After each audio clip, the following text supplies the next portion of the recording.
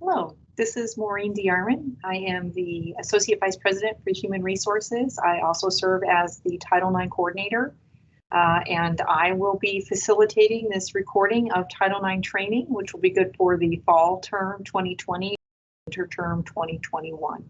And this training is suitable for employees and for students alike. All right, so let's get started. Just a little bit of housekeeping. To confirm your attendance and your completion of this training, you will need to email the Title IX email account, and it's on the screen right now. And the subject line you should write in is online training. And then the content of the email should answer 3 questions.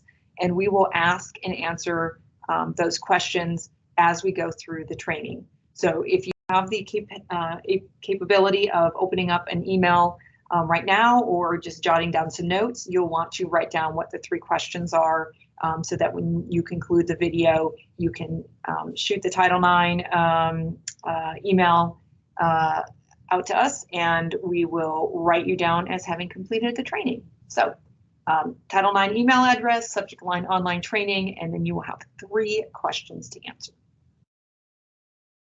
So what will we be talking about today? We'll spend a little bit of time talking about Title IX basics and primarily the law as it pertains to higher education and other components of sexual harassment that are also prohibited outside of Title IX. We'll spend a few minutes on the Oregon Tech perspective and how we view compliance with this law. And we will also have a brief discussion of the Title IX process, so complaints and investigations. We could easily spend the entire training just talking process, so we will keep it fairly succinct and just give you an overview, but I'll give you some direction on where you can find additional details if you're interested. And then we'll just sum up with 3 with the takeaways, and then also make sure that you follow the instructions to get credit for completing this training. All right, so first question, and this is the first question we're going to discuss in the training, but this is also the first question for that email you need to send to me. What is Title IX is the question. And everyone who is in higher education, whether you're a student or an employee, should be able to answer this question, even if just in a very succinct way. If we were ever to have an audit, a Title IX audit, it is likely that the auditors would randomly ask people, please tell me in your own words, what is Title IX? I went through one of those audits, and I was actually really surprised how many people, faculty, staff, students, couldn't offer any type of answer to what is Title IX. So I thought we would start the training with that question, and we would make that our first question to confirm your attendance. So what is Title IX? I've got an answer that has 3 basic components that answers the questions of where does Title IX come from, and what does it do, and where does it apply? So here's my answer. To answer the question, what is Title IX? My answer is, it is a federal law that prohibits discrimination based on sex in education. So those are the 3 components. It's a federal law that tells us where it comes from, that prohibits discrimination based on sex, that tells us what it does in education, and that tells us where it applies. So federal law prohibits discrimination based on sex in education. There's your basic answer. What is Title IX? Where we see Title IX most regularly quoted, it's this part of the law. So let me read it to you, and then I'll make a comment on how the law was drafted. So no person in the United States shall, on the basis of sex, be excluded from participation in, be denied the benefits of, or be subjected to discrimination under any education program or activity receiving federal financial assistance. So most commonly quoted and referenced part of the Title IX law.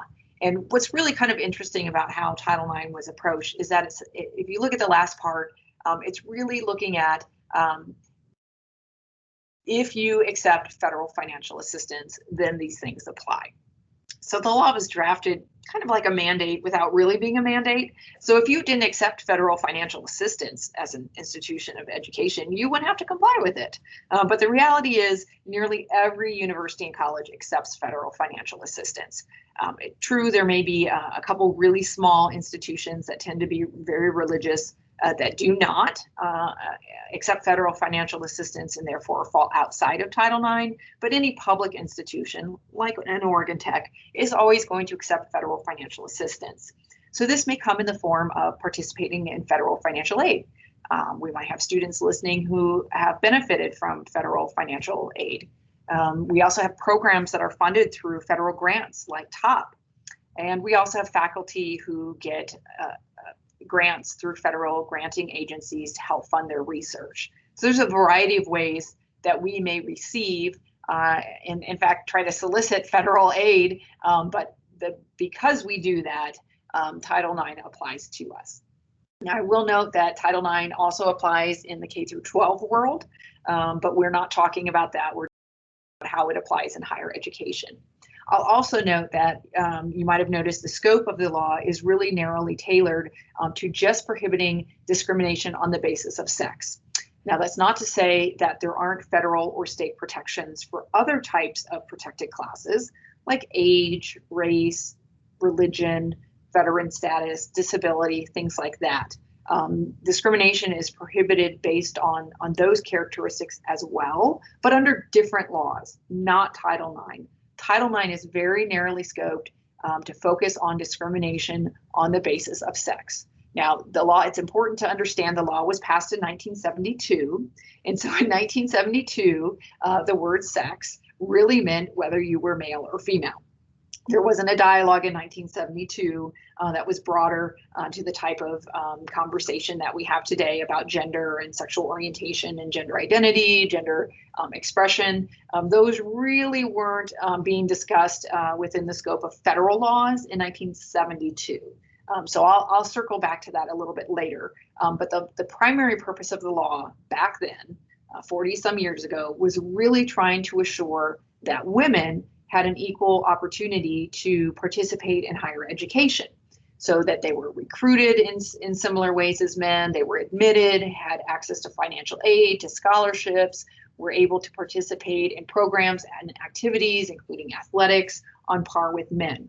So it really was the intent of the law to elevate women in education as students to be accepted and participating at the same level as men. That was the intent of the law in 1972. As you can imagine, the scope and the focus have morphed over time, and we had new regulations that came down in May of 2020. They took effect in August of 2020, and they didn't focus on equity. And they didn't focus on athletics either. When I was growing up, I associated Title IX with athletics because that's really where its focus was in the 80s and 90s. Today, however, really the emphasis and focus of the law is on sexual harassment. So the new regulations issued this past summer in 2020 focus on sexual harassment. So that's what the focus of our training is going to be on. That's not to say that Title IX doesn't still care about equity in programs, activities, athletics, admissions, et cetera, but that the focus of the U.S. Department of Education is charged with enforcing Title IX. Its focus these days is on sexual harassment. So under Title IX, under the new regulations that took effect in August, sexual harassment exists in 3 different categories, or what I sometimes call buckets. So let's talk about each of these buckets. So the first one is sexual assault, and it's probably the easiest to understand, but can also be the most serious. And generically defined, sexual assault is any sexual contact made without consent. So pretty easy definition there. Sexual assault also includes definitions in 2 other federal laws. Essentially, Title IX says, looks to these other laws and says, I like those definitions. We're going to cover those as well. So the Jean Cleary Act is one of those other federal laws. Some of you may be familiar with the Jean Cleary Act. It's a campus safety law. And so what it does is it requires institutions of higher education to keep and publish crime statistics for crimes that take place on and around their property. The purpose of that law is that graduating seniors in high school and their parents, while they're trying to figure out where their children want to go to college, may want to take into account how safe is the campus. And so that information should be easy to find and analyze. So the Jean Cleary Act requires institutions like ours to, again, collect this data and annually publish it so that people can take into account campus safety as they make important higher education decisions. So the Jean Cleary Act covers all kinds of crimes, but it certainly also includes sexual assault. So any of the definitions of sexual assault or crimes of sexual violence that are set forth in the Jean Cleary Act, Title IX says essentially those count for us as well. If it counts as a sexual assault under Cleary, it counts for sexual assault under Title IX. The second federal law where Title IX looks to for additional definitions is the Violence Against Women's Act, or VAWA, as it's abbreviated. It isn't a law that solely focuses on higher education, but rather, as the name implies, violence against women. So any of the definitions in it that address sexual assault, Title IX takes the same opinion. If it counts as a sexual assault under VAWA, it counts as a sexual assault under Title IX. So interesting phenomenon here where one federal law is essentially borrowing and incorporating into it definitions in other federal laws. So that makes the analysis sometimes a bit more complex when we're looking at definitions. So another type of sexual assault is any type of relationship violence. The new Title IX regs modernize what used to really just be called domestic violence, but that's not really a great term for higher ed. Many students are not in a domestic type of relationship. They're not living together. They're not married. They could just be casually dating. So relationship violence is intended to be a broader definition that certainly includes domestic violence, but would also include any kind of dating violence. And of course, dating violence may actually extend beyond the two people who are dating. Perhaps a third party, a friend, a family member could end up getting injured if they try to intervene in an act of relationship violence. So those would fall under sexual assault under Title IX purposes as well. The last type of incident that can occur that falls within this bucket of Title IX is stalking based on sex.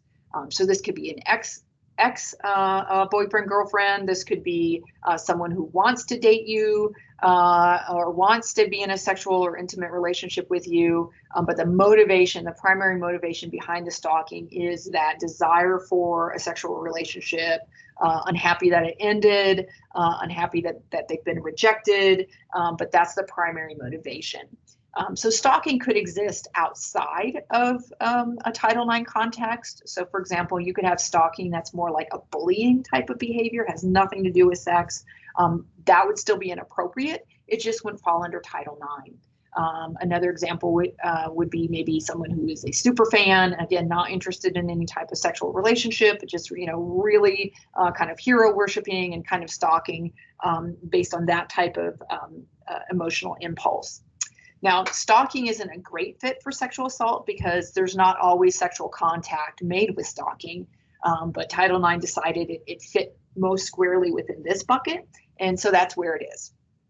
But you certainly could have stalking where there's no sexual contact at all, or even any type of physical contact. You could have cyber stalking, where someone is tracking you on social media, or they create a false profile to try to get close to you, and they're never physically following you at all.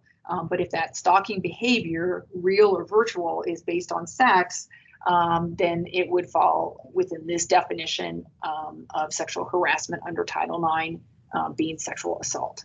So not a perfect fit, but probably makes the most sense for it to go here. The second kind of sexual harassment under Title IX is called quid pro quo sexual harassment. And you may already be familiar with the phrase quid pro quo. It's a Latin term that means this for that. And it's essentially a scenario where you have a person in a position of power or authority, and they abuse their power or authority in exchange for sexual acts or sexual favors. So there's some element of that abuse of power or exploitation where that person at the higher level is getting someone at a lower level to do what they tell them to do. So this could be a supervisor and an employee. It could be a faculty member and a student. It could be a coach and an athlete, an advisor and an advisee. Any of those kinds of scenarios where you've got one person who's in that higher position of authority, again, demanding or pressuring the lower person to engage in sexual favors or sexual acts. Now, we sometimes have people ask, does this kind of sexual harassment actually happen? The unfortunate answer is yes. It is fairly rare, but when it happens, it's pretty easy to spot. I have not been at Oregon Tech that long and have not had a quid pro quo case here. I did at my last institution, and it was a pretty egregious one, in fact. So yes, these do happen, but yes, they're also rare. But the last yes is when they do happen, they're usually pretty easy to figure out. All right, the third kind of sexual harassment under Title IX is actually the most common in the employment setting, and it frequently comes up in the student setting as well. And this is the creation sexual harassment in the form of a hostile work environment, if it applies to employees, or a hostile education or learning environment, if we're talking about students. So this could come in the form of unwelcome conduct that is severe and pervasive and objectively offensive to the extent it effectively denies a person equal access to an education program or activity. And this can come in the forms of being someone asking you out over and over and over and over again, to the point, you can't focus on your work if you're an employee, you can't focus on your studies if you're a student. It could be bullying based on sex. It could be that you're in the presence of sexual comments or inappropriate jokes, and you can't really escape. So maybe it's a roommate scenario, or it's a working scenario and you share an office, and you feel like you're a captured audience. But there has to be severe enough, meaning egregious enough, pervasive enough, meaning it's happening over and over again, that it would be objectively offensive to a reasonable person. Now, this is an area where the new Title IX regs made a pretty substantial change in the old, or departure from the old Title IX regs. So they narrowed the definition of this kind of sexual harassment. So you see on the slide that it says the conduct has to be severe and pervasive and objectively offensive. It has to be all three of those things. That's new, and that's new with the new regulations. The old interpretation or definition of this kind of sexual harassment was that it had to be severe or pervasive, and it had to be objectively offensive or subjectively offensive. But now it has to be severe and pervasive and objectively offensive. We're actually not huge fans of that definition because we think it narrows it to the point that, really it's only the worst types of behaviors are going to rise to the level of this kind of sexual harassment. And because it is so common, we actually prefer to have the definition be fairly broad, so that we can address the lower levels types of sexual harassment along these lines before those habits become worse, or they become set in stone, if you will. So this is an area where we've got a little bit of not too thrilled about the new regs, but what makes it a little more complicated for us in Oregon is that there's a state law that also addresses sexual harassment in education, and it has that broader definition of severe or pervasive, objectively or subjectively offensive, where we're really casting a broader net and saying, okay, these lower level types of behaviors, those are also unacceptable. And it's okay to address those and root those out as well. So we had to decide how we were going to address these two different types of definitions. The more narrow definition that really only is going to capture the worst kind of behavior under the new Title IX regs, and then this broader definition under state law that really is going to capture a wider swath of misconduct and allow us to jump in and act more swiftly.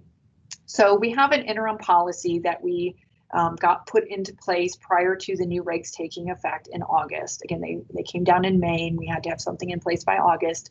And it has both definitions. So the more narrow definition is the one that will trigger the Title IX or activate the Title IX process. But this broader definition that exists under state law, and really is what we were more used to using under the prior Title IX regs, that's going to activate just regular misconduct process. So if it's a student engaged in the misconduct, instead of it being a Title IX process, it would just be a student misconduct process. But we want to be in the position where even that low-grade sexual harassment is something that we can legitimately step into and say, this is inappropriate, this constitutes misconduct. You don't get to do that here. We want this campus to be safe, welcoming, inclusive. We want it to be a wonderful place for students to go to school and a wonderful place for our employees to work. And that means that we have to have a low tolerance for misconduct. And so that's where we have a little bit of, we're not quite on the same page with the new Title IX regs, but we're kind of more in line with the state's approach, and that's okay. We can do both. But that's why there's more than one definition in the interim policy. Under normal circumstances, you wouldn't see multiple definitions that seem to be a little bit at odds. But here the distinction is the more narrow one under the Title IX regs would trigger the Title IX process. But the broader, kind of lower level type of misconduct that we still think is inappropriate and want to address, that would follow just a regular misconduct type of process. So I hope that makes sense. That's probably the hardest part to understand right now with the new regulations, is that the definition adopted really doesn't mesh well with the definitions most schools have adopted over the years, and doesn't necessarily mesh well with a lot of state laws, including the Oregon state law. So here we can say, we may have conduct. It doesn't rise to the level of a Title IX violation, but it still constitutes misconduct according to our own standards. And so we're still okay to intervene and address that if it's a complaint, investigate it as needed, and take action to try to stop it and rectify anything that's occurred flowing from it.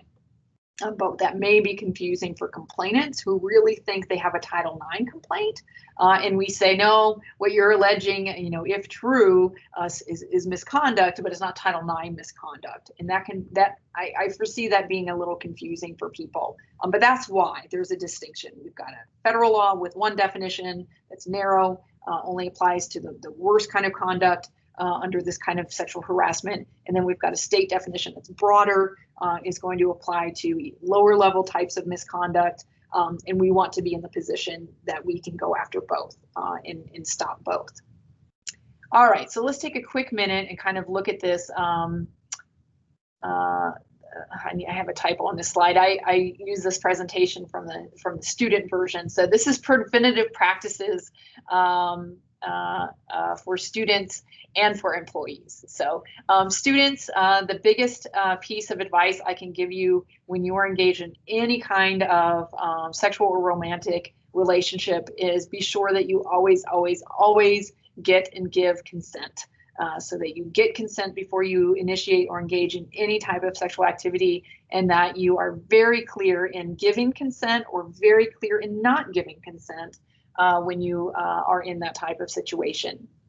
I think we could probably cut the student-on-student complaints in half if everyone just adopted really solid consent practices, and that's kind of painful to say because it's fairly preventable. When we have student-on-student complaints, and we're really trying to figure out what's the root cause of this dispute or the root cause of this concern, we often find that it's not that one student meant to harm or meant to hurt or meant to offend another, but that the root of it is bad communication. And it's kind of shocking when that happens over and over again. But I think if students could really take seriously the need to get consent and empower themselves to understand that they can give or not give consent, or they can give consent and change their mind, that's okay, but that they're really empowered and they use their voice and they make sure that there are no ambiguities whatsoever in what their wishes are. That would be really helpful. We also want students to adopt safe practices in their real lives and in their online activities. I've had cases at my prior institutions where two people were in a relationship or at the beginning of a relationship and maybe shared photos or videos or had a fairly graphic conversations. And when that relationship fell apart, those photos or videos or conversations were shared with others, and it was very embarrassing. That's not to say that that can only happen to students. I know people my age who do that too, but please understand, once you share something electronically, you lose control of it. You lose ownership of it. And that other person, while in the moment you may trust them, if that relationship goes south or that relationship ends, that trust may suddenly be called into question. So just be very careful. I know with COVID right now, we're not going to a lot of parties or big social gatherings, but please use the buddy system. Go with friends, leave with the same friends, keep an eye out for one another. That helps tremendously as well. And then I also think this is good advice for life generally. Think through hypotheticals. What would I do if? If you've thought through hypotheticals and find yourself in an uncomfortable situation, you'll be more likely to respond in a reasonable and predictable way because you've already thought about it. So what do you do if you're at a social gathering and you feel like someone is being creepy and following you around? What will you do? What would you do if you were on a date with someone and you felt like they were pressuring you to do things you didn't want to do? What would you say? How would you react? Thinking through those hypotheticals, again, very helpful to do ahead of time, or talking them out with a friend. Well, what would you do? How would you handle this? What would you say? Will make it a lot easier for you to react and respond in the moment if you find yourself in those situations. For employees, we ask that you do your part to keep our campus safe. We all want this campus to be safe for our students and for ourselves, and that takes each of us carrying some of that water and being accountable for that. If you see something that is concerning, report it. Don't assume someone else is going to do it.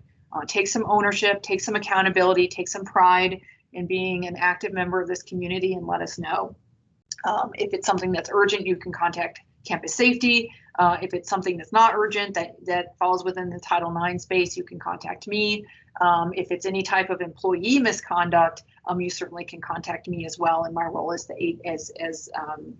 Associate Vice President over Human Resources. But help create a campus culture that is wonderful for our students and wonderful for our employees. And that means you behaving in a way that's above reproach, and then you also reporting and addressing things rather than looking the other way or presuming that someone else will deal with it. The second part of this slide, managing through a complaint, we want our employees, we want our students to know their rights and their responsibilities. I already mentioned the need to report concerns, but also don't be shy to seek guidance, access resources, ask questions. We want you to understand how to file a complaint, if there is a complaint, what the investigative process looks like. And we want that to be an interactive process. So we want you to ask questions. We want you to seek clarity. If you want to know what your options are, let us know. If you want to know what kind of resources you may have access to, let us know. These things are really important. 2 points as far as managing through the complaint I want to note. The first is preserve information. If you are thinking you might be in a situation where you need to report a Title IX issue, it's not uncommon for people, and I would say this is most common on the student kind of complaint, where maybe there were text messages, maybe there were chats, maybe there were photos or videos or things of that nature. And in a moment of kind of sadness or frustration or anger or even just annoyance, we have people just delete all of those things. And then maybe 2 weeks later, they decide they're going to file a complaint. And it's really hard to recover some of those things. So what I would say is if you think there's even a chance that you're going to make a report and you have emails, letters, photos, videos, chats, any of those types of things that we would consider informative or in a legal sense, we might call evidence. This isn't a legal process, but that gives you the idea. we would want those preserved and have them help.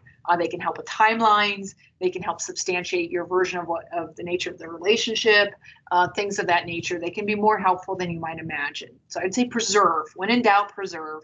And then secondly, please just understand that any type of Title IX complaint and investigation is going to take time. And a diligent investigation could take a lot more time than you would want it to. It can take months. It may be that there are a lot of witnesses. It may be that we're trying to get information. It could be that we've got several investigations going on at once, and that's just how long it takes. So I would say one common complaint that we hear is that it just takes too long, but please understand to be diligent and thorough. It will take time, and so we want people's expectations to be reasonable. When you're actually in a complaint, and whether you're the complainant, that's the person who filed the complaint, or you're the respondent, that's the person against whom the complaint was filed, you're going to be impatient and you're going to want the process to move quickly. But please understand that the diligence takes time. All right. All right, so this is the student perspective. I'm going to comment on the employee perspective as well. So students have a responsibility to report Title IX concerns. The one exception is if you are in fact the victim. If you are the victim, you are actually not required to make the report, but we would really want you to. So the mentality behind that is if we mandated self-reporting, so we mandated that you report you're the target or you're on the receiving end of sexual harassment, that can actually be counterproductive. We understand that for people who are, again, on the receiving end of sexual harassment, it may take time before they're ready to make a report. And so mandating it, we just believe can do more harm than good. I think most institutions take this approach and carve out self-reporting. However, we would want you to report if you're a witness or if you hear about a story secondhand, we would want you to report. Now for employees, you are required to report as well. Every employee at Oregon Tech is considered, has reporting responsibilities with only one exception, and that is integrated student health. If you are an employee of integrated student health, you are not required to report. If you work in any other division, department, or unit, you do have to report Title IX concerns. So why is integrated student health a carve-out? Well, their primary mission is to serve our students, whether they need medical help or counseling help. And the last thing that we would want to do is deter students from seeking help from the Integrated Student Health Center. That's the last thing we would want to do. So we may have a student, for example, who's going through some sort of sexual harassment type of ordeal, and maybe they need medical care, maybe they want counseling. But if they thought, oh gosh, if I go to student health, they're gonna report it, they may then decide not to go, and we absolutely don't want that. So integrated student health, not required to report Title IX. They are not. Every other employee is required to report Title IX concerns. And so where would you report those concerns? You would report them to the Title IX office. And so I have my email address. I have the generic Title IX email address on this slide. And then the Title IX website has additional reporting options, but you would need to get that to us. So this brings us to our second question in the email that you need to send to the Title IX email address to get credit for completing this course. And question number 2 is, who is Oregon Tech's Title IX coordinator? Question number 2 again is, who is Oregon Tech's Title IX coordinator? And the answer is Maureen DeArmond. That's me. So that's your second question. We asked the first question very early in the training. This is the second question. Who is Oregon Tech's Title IX coordinator? The answer is Maureen DeArmond.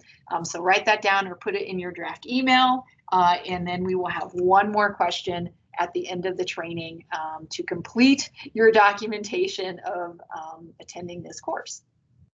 All right. So people who are complainants are not required to file formal complaints. You don't have to file a formal complaint. You can file an informal complaint.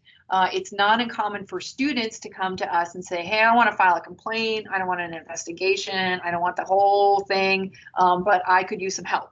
Can you help me make it through the term? And our response would always be, we'll do whatever we can to help you.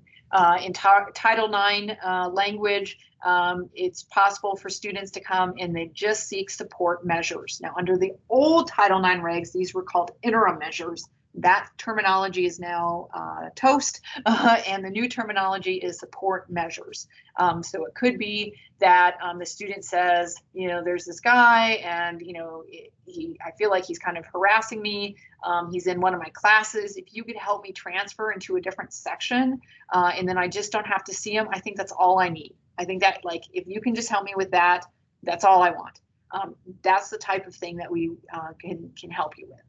But there are a number of different support measures we could explore to see what would work to help you and support you. Obviously, our top priority for students is to help you be successful as a student. And it may be that we can help you outside of a formal complaint and outside of an investigation and help you be successful. If we do have a formal complaint, and we initiate a Title IX investigation, it's important to understand that both parties get due process. So the complainant, the person filing the complaint, gets due process, and the respondent, the person against whom the complaint was filed, both of those parties get due process. That means they both get equal opportunity to participate in the process. Now, I can tell you for complainants, this is sometimes tough to swallow because it may give them the perception that we don't believe them. We don't think they're telling the truth. We're not just, acting on what they tell us. Why can't you just expel them today? But we have to make sure that we have a neutral, unbiased, impartial investigation of complaints. We have to do that. So if you're the respondent, you get to know what the allegations against you are. You get to tell your side of the story. I can tell you, if you're a respondent, you're going to be super happy that there's due process because you get to defend yourself. Now, please note that under the Title IX regs, it's very, very clear that there's no presumption of guilt. So it's not, guilty until proven innocent, but rather there's no presumption made by the university of culpability. So we didn't presume if someone files a complaint against you, we don't presume you did it. We don't presume you didn't do it. We are neutral, we are impartial, and we try to investigate the facts and see where the facts take us. It's not our job to prove you did it. It's not our job to prove you didn't do it. Neither of those is motivating us. Rather, we're neutrally pursuing the facts to try to determine whether there was an act of misconduct. And we assess misconduct by applying the preponderance standard. So this is the standard that you see in employment law. This is the standard you see at pretty much every institution I'm aware of for Title IX, and that it's a preponderance of the information, or preponderance of evidence is the more legal term. But we call it the preponderance standard because, again, this isn't a legal process, it's an administrative one, but sometimes the legal terms are more commonly understood. So this would mean it's more likely than not that misconduct occurred, or it's 50% plus one, or 50% plus a feather if you're looking at the scales, and that's how we determine whether misconduct occurred by the preponderance standard. So that's different from the standard that you see in, say, criminal law, which is beyond a reasonable doubt. So that's a harder burden to prove that something happened versus the preponderance standard that, again, you see in employment matters, you see in Title IX at institutions across the country. But that's the standard applied. The basic process is that we receive a complaint. If it's a formal complaint, we formally investigate. If it's an informal complaint, we informally investigate. If it's formal, then there is a written investigative report. And both parties, this is part of the due process, both parties get to review the draft report and offers feedback on whether they believe there are errors or information that they dispute, and they can give us their feedback. Now, we do not determine discipline. So let's say we have a report that's pretty convincing that misconduct occurred. We, in Title IX, do not determine discipline. If it's a student misconduct issue, that means the respondent was a student, we would hand that over to the Dean of Students office and they would pursue their process. If it's a faculty member, it would go through the provost office. If it's a staff member, HR in the supervisory chain would review the matter. But Title IX does not determine what kind of discipline is appropriate. So we accept the complaint, We support and inform and keep the parties up to date through the process. We culminate the investigation with a written report, but then we hand it off or refer it to the appropriate office to take next steps. So that's kind of how that works. If you want more information, we did do an update of the Title IX website this summer to try to get it in compliance with the new regs that took effect in August. We do plan on doing a full update of the website. My hope is we'll get that done sometime in the winter term. It will probably be late in the winter term, but for now you can find the contact information, how to file an online report. We have the interim policies that we adopted ahead of the August effective date of the new regs. We have some different resources and at-a-glance documents there. There's also a training page, which is where you found this video. And so the basic information is on the website. One of those at-a-glance resources is this document, and it's just a one-pager that gives you some idea of what kind of complaint might you want to file. So would it be, are you just seeking some of those support measures? So you don't really want to file a complaint, but you want to let us know what's going on and then see if we can help support you and help you get through a tough spot. Do you want to pursue an informal complaint? Do you think, no, I want to file a formal complaint? Or maybe you're nervous and you want to file an anonymous complaint. That's okay too. All of those are options. And so this document gives you some of the kind of pros and cons of which option may work for your situation. Another one-pager or at-a-glance document is an overview of the investigation process. And it again is just a high level overview, but it describes the basic steps involved between the filing of a formal complaint and then us finalizing the investigative report. So that one's helpful too. And then just sort of the takeaways, the what can I do, meaning what can you do? Visit the website, be familiar with it. We want you to adopt the mentality of if you see something, say something. If reports aren't made to us, we don't know. And we think it's really important that everyone takes some pride in making sure that this is a safe, welcoming, inclusive, wonderful learning and working environment for everyone. We want everyone to also make sure their own conduct is above reproach. Mind your own behavior and, question, is this joke really appropriate? If I behave in this way, will it make someone uncomfortable? That's important for each of us to self-reflect on. When it comes to being involved in any type of intimate relationship, and I'm speaking mostly to our students here, make sure that you always get consent and that you always give consent. Or you clearly don't give consent, as the case may be. But don't be ambiguous. Don't just presume that you have consent or presume the other person can read your mind and understands that you want to do something or don't want to do it. Make sure that you have that conversation and you have that kind of mature communication to make sure that there's no lack of understanding. Again, miscommunication is at the heart of a lot of complaints that we get.